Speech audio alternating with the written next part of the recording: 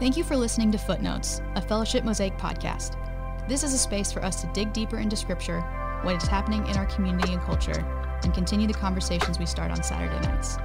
We are excited to have you join us as we pursue truth, holiness, and redemption together. Well, hey, welcome back to Footnotes. I am Nick, and I'm joined with Mr. Matt Noetz. Hey, Noetz. Hello. One of my favorite dynamics that we talk about a lot is with your last name being shortened to Noetz is people who meet you and think your name is Nate. Yeah, there's a lot of them. It's a really good thing. Yeah. So, hey, this past weekend, you taught on Mark chapter 11. Mm-hmm. Maybe like the 2-sentence summary of what was that all about, and what was your kind of big idea that you walked us through? Yeah. So it felt like a passage as I was getting into studying it that felt, it was all the way from the triumphal entry into Jerusalem. He encounters the fig tree and curses it, and then goes into the temple, and it's the passage we call the cleansing the temple. I think it's something else happening there, but then he leaves the temple. They see the fig tree again, and it has withered from the roots. And then the passage itself that was in the Mark books that we've selected wraps up with a little teaching on prayer and faith. And we didn't even touch the prayer faith piece at all.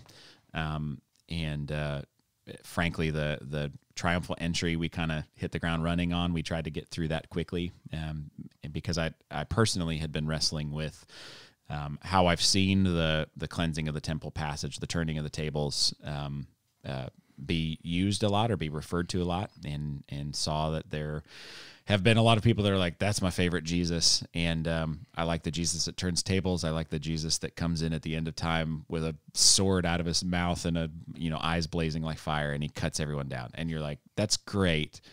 There's a lot of other Jesuses also, and so don't be careful not to just make him in your own image. If you're a combative person that likes combative Jesus, he's also the one that turns his combative disciples aside and says, like, hey, let the kids come to me. And he's like gentle and soft. So there's a lot of he can't be nailed down very often, and so be careful. So that was kind of the driving thought, is like Jesus, for each of the people that are encountering him through this story, isn't who they expect, and he's not who we expect, and we often try to make him in our own image. So that's really good. And you made a connection in the sermon. You talked about like this upcoming year, it's 2024, we get rinse and repeat on an American election. Yeah.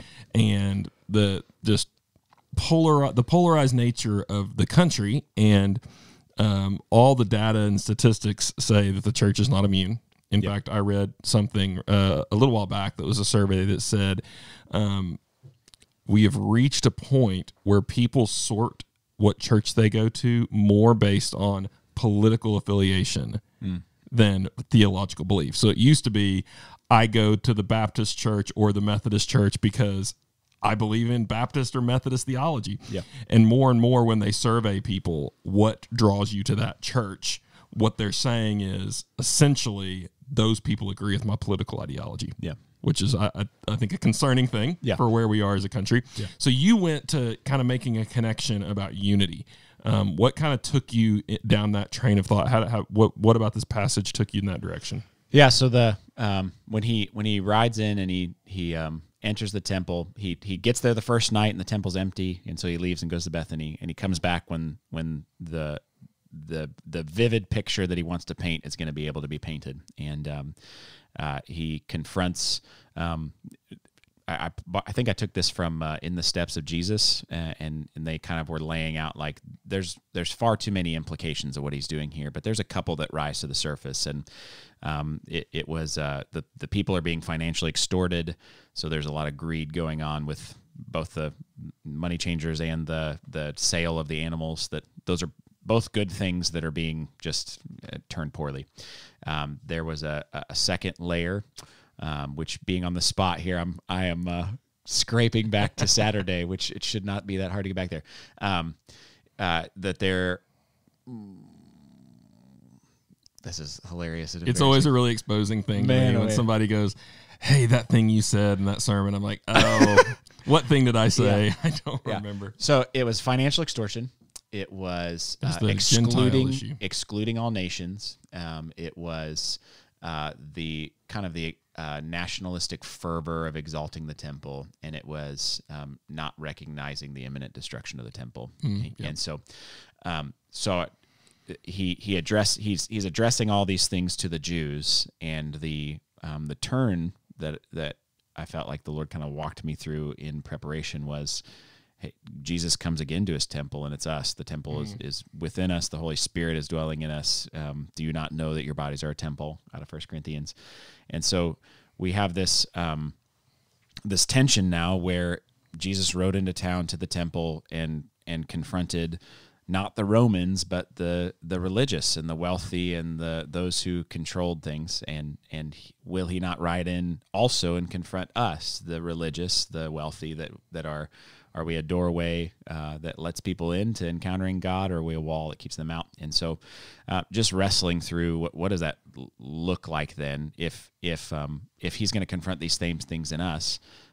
There's a lot here that we have to hold open-handed, and I just felt like I felt like it was beating a dead horse at that point by the time I'd done the loop a couple of times on it, to just say, almost an aside, I am belaboring, but we are seeing the same thing set up, and we didn't do it right, and we've got to do it right. We lost a lot of witness in the world when we were not faithful to the picture of Christ of, hey, unity in diversity. Like, we don't have to agree. We're different people. It's fine that you think one thing is more important than another thing.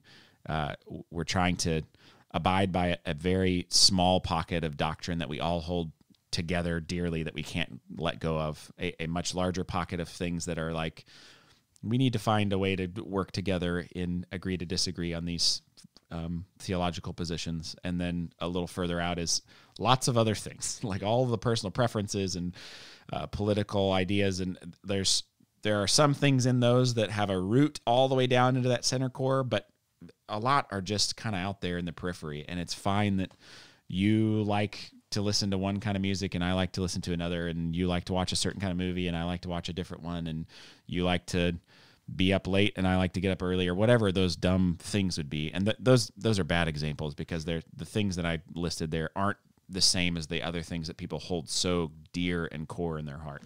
But we have an opportunity again, which I'm not a historian, so I don't know how often this thing gets set up where it's the same people and the same cultural situation again. I can't imagine that it happens very often, maybe ever. And so, I just when God gives us a redo, can we get it right the second time through? Can we, despite all the things not changing, lean into one another, meet one another, be a picture of unity? And so I think you kind of asked me as we were setting up for this, like, what would be the tool for the tool belt, or how would we enter that? And I think maybe just this is informal. I haven't written any notes or anything. You haven't either. So what would it look like to do this well, to have different opinions, to hold different tensions, and to sit down in community group or in men's group or women's group or in your family, sitting with your parents or your kids and going, how do I lean toward you, despite the differences that I see between us that might seem monumental and insurmountable. One of the things that stands out to me, because you're right, like if there's a spectrum from what kind of music I listen to like, did Jesus rise again? There's a lot in the middle space there. Yeah. That is more significant than what music do I listen to, but is not gospel. Yeah. And I think I think one thing that we have lost is the ability to see that spectrum and respond appropriately to things that fall somewhere in the middle. Yeah. And so, I think that there's a kind of, because I think in a lot of these issues, we read the Jesus turning over the tables story, and whatever our passion point seems obviously worth turning over tables. Yeah. It's obvious, like, I should go on a crusade on this thing, and those who aren't with me are the evil Pharisees, that need to be confronted. Yeah. And I think one thing that's really increasingly become important to me is having a more global perspective on Christianity. And I mean global both geographically and also historically. Yeah. Because I think we can get so lost in our 2024 moment that really like the entire, like we feel like Christianity itself is at stake in America in 2024 right now. Yep. And realizing like, goodness, like the church is a lot bigger than this moment. Yep. And even, I think some of the discussions around that I hear people having around the relationship between Christianity and politics, Christian nationalism, and some of these issues, I heard someone talking about Christian nationalism and that they said it began in the 80s with Reagan. And I want to go, hey, actually, the debate around the church and government has existed a little longer than the 1980s. Yeah, your passage next week is like, hey, what do you do with this money that's got Caesar's face on it? Is it God's or is it Caesar's? Yes. And so I think in some ways, there's a kind of resilience. I remember being I'm rambling a little bit here, but there's a church, believe me, there's going to be a great payoff to this long rant. I was at a marriage conference, or it was talking about doing counseling for marriage, and they made the comment that like, something ridiculous, like 80% of marriage conflicts never resolve. Like if he always wants to be on time and she's always running late, 50 years into marriage, he will still want to be on time and she will still be running late. Yeah. And a lot of marriage, there are some things you have to resolve, but there's a lot of things that it's actually like learning to live together. Yeah. And I think one of the things we would see if we had a little bit bigger picture of church history and of the global church is there are some issues that the church has always been aligned together on. Yeah. And have always been divide the church and turn over tables issues. Yeah. And there are some issues we've actually never found a consensus on. Yeah. And the relationship between church and government and politics, there's never been consensus. Yeah. Which should tell me that we should expect to have differences. Yeah. And we should be able to have differences within the church. There has been consensus since the first century around the literal death and resurrection of Jesus and the exaltation of Jesus. Therefore, that is a turn over the tables issue. That is something that I'm ready to die for, that I'm ready to split a church over. But goodness, if across the global church for 2,000 years, the church has not been able to find consensus on an issue, that should tell me to slow down a little bit and be a little bit more curious of a perspective that's different than mine. So that's one tool that I find ridiculously helpful, is being able to get out of just this one moment that I'm in the middle of as an American in 2024 and kind of see that other people, I was actually in another country recently and someone referred to themselves as being a Christian nationalist. And what that meant for them was actually what we would label very left-leaning policies. That's funny. So they said the church should be influencing the government to build social welfare programs and do a bunch of things that we would associate with the left. And so even what we call Christian nationalism looks like can look really different in a very different context. That just tells me, goodness, things don't always break down the way they are in our polarized moment right now. Yeah. What are some of the spicy ones that are places where the church can agree to disagree, as far as doctrinally? I'm thinking about the one that came to mind for me was the kind of God and guns question that we have a pacifist lean in some that are like it's very clear, don't murder, I won't raise a hand against anyone else. And there's another that says preserving life is a God-given thing, and so I'm going to lean in where I can with what I have the capability of doing to protect and preserve life. And there are good cases for both of those, and there's probably a smattering of things in between those extremes. And so other kind of ideas like that are like, these are places where the church just fights, and that's okay. We're trying to figure out where we land. That's a great example. Yeah. Use of force in general is one of those issues the church has not had consensus on for 2,000 years. Yep. There have been people on both sides of that debate. Another really great one, I think, is the role, the means by which the church loves the poor and the marginalized. Okay. That the church should love the poor and the marginalized is a biblical mandate. Yeah. But there have been a wide range of people advocating for different approaches on how to do that. Yeah. So that's one in this debate that I often see, I think, turn into the slippery slope really quickly, is people say, if you are not advocating for loving the poor with the program I'm advocating for, then you don't love the poor. Yeah. And so often the function's essential, but the form is debatable. It's got to be debatable. Yeah. And so that's one that I think can get slippery real quick. Is what is the appropriate way to love hurting people? Okay. And so I think that's one that I would advocate for us to have a lot more grace for each other on. What is the appropriate way? I will answer that for you right now. So yeah, that's one. I think another tough one is ethics for non-believers. Okay. So meaning the church has traditionally been really clear about a let's take sexual ethics. That's kind of the hot button one that's always up there. Sure. One that's really tough is what is our public witness to people who are not Christians around their ethics? Meaning is what is our role if the world is not embracing our sexual ethic? Yeah. Or is it our job to preach to the world about their ethics? That's one where I see people really struggle a lot, and I see some different approaches come in there that can easily get divisive. Yeah, that's good.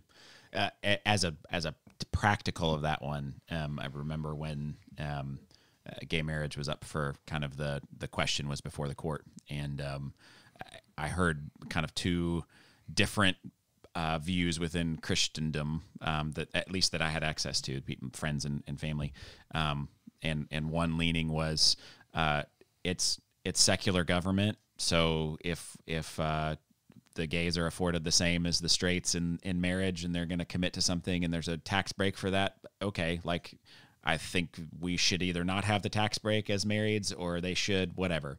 There was kind of that lean toward it's a moral question that we have a position on, and they don't. I can't legislate that for them. And I had another ear saying, no, this is like a vital picture of what God has ordained since creation. So we need to defend that well and say we stand against this. We don't want. So there was this tension between these two, and even I think I tried to say those in a way that I don't know if you know what I think, and I don't know what shade of those things I think, because there's some rationality to both of them, and I think that's the base of what's going on here is. If I think that everyone else is an idiot and I've got it figured out, I probably need to get like just humbled by the Lord. That people aren't idiots for what they believe. They're not fools. There's something going on there, and perhaps they're ill-informed. Perhaps I am too. And if I come to a conversation, I think this is maybe where I want to drive the idea, or the landing point of this combo would be. The more that I can approach someone else with curiosity, the more likely I am to have a human relational engagement and not have a explosive confrontational disengagement. I don't have to agree with somebody, but if I really earnestly try to understand why they think what they think, there's a chance that I will actually grasp where they're at. This is the vulnerable here, but I'm thinking about when team leaders were all together at the retreat, and we took a couple passes at a conversation, and we were talking about the threat of planting again. And I realized that internally I was carrying a lot of angst and grief about the last time we planted, and some of the difficulties that surfaced in our church and in my life because of that. And it took a couple times of like revisiting the conversation until I wasn't saying the high level thing that wasn't engaging anybody, but I was actually able to get to a heart thing and say, hey, here I am, my friends, catch me, I'm vulnerable. And was able to be caught there because people caught me there. Like they saw the emotion. So I'm thinking about the spicy conversations that if you can get to the heart of what's going on, like why is this such a tangible passion point? Is it a fear of something else? Is it a wound that they're carrying? Is it like there's an opportunity to love someone well, whether or not you actually agree with them at the end of it, but to see them, to catch it. Nobody else had to agree with me that the last time through church planning was hard. Like they could be like, it's fine. And maybe you're a little fragile, and that's okay. But they didn't say anything about that. They just actually met me where I was, and I felt trusted then to move forward, even if I didn't agree with them. That's a trust building space, and so I think that's the connection piece. I think that's really good, and I think because one of the to take the negative slant on it, the hurtful thing we can do is dismiss someone else's pain and fear. So sure. Yeah. So I hear this a lot when, let's say somebody's saying, I'm concerned about what this ideology is doing to our kids. Yeah. You can dismiss them and say, oh, you're just a helicopter parent. Yeah. That's not helpful. Like, yeah. if they have a concern about their kids, that's real. Lean in on that and be present with that. And so I think that's one of the things I hear a lot in the discourse is dismissing the other side's concerns as irrelevant. Yeah. That's not helpful. I think another line, this would be the shift that I would long in that same connection and valuing the other person. The line of reasoning I hear a lot is that person says they love Jesus, but they think X. Therefore, I question if they love Jesus. Yeah. Yeah. And I actually think it should be the opposite line of thinking. Yeah. That person says they love Jesus and they think X. I don't understand how they think X. Yeah. I should be really curious how someone who has the same Lord as me thinks so differently than me. Yeah. So instead of questioning their loyalty to Jesus, maybe take the loyalty to Jesus as the groundwork. Yeah. Oh, that's our common ground. So let's assume we all love Jesus, and let me be curious. I don't see how they can love Jesus and get to X. Yeah. That must mean there's some things I don't understand about what they think about X. So let me be curious there. Yeah. And I think that's a shift that would be really powerful if we could embrace in some of these conversations. Yeah, that's good. Yeah, it at the end of the day, he has set up his church for the world. I'm thinking about I told Nick before we started, I preached on Saturday. I was driving into work on Monday, listening to a podcast, and it was a guy talking about his book, and his synopsis of what he was writing about was like, man, you said in 3 lines what I wish I could have said in 3 lines because it took me half an hour last night to say it. So, but one of his summary points was that God is explicit, or Jesus is explicit in John 17, that his church has been set up as a picture of unity for the world, that when they see believers living in unity, they would know that God is real. And so that's my heart for this whole thing, is like I want to be wrong in the right places. I want to learn that I'm wrong because of what that means when I come into a room and attempt to think I don't currently think that I'm wrong about anything, because if I did, I would need to change. There is some gaps between what I know.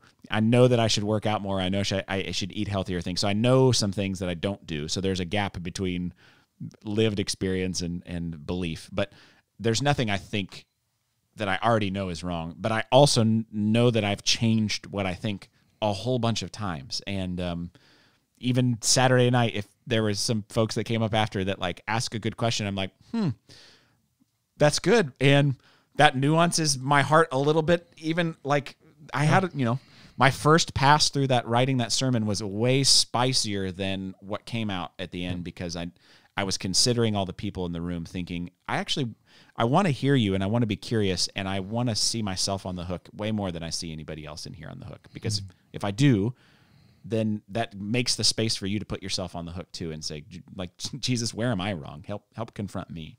So that's my heart, is just, I want us to be a picture of unity for the world. I want the world to see us and go, God's got to be real, because that's a weird mix of people that somehow find companionship and unity, and there's no reason for it to work, but it's working. There must be something else going on there. So we got an opportunity in the next lifetime, but also in the next couple of months. So I have a feeling this will not be the last conversation like this we have in 24. Yeah. So we'll be praying toward that end. Thanks for listening. Y'all have a great week. See you.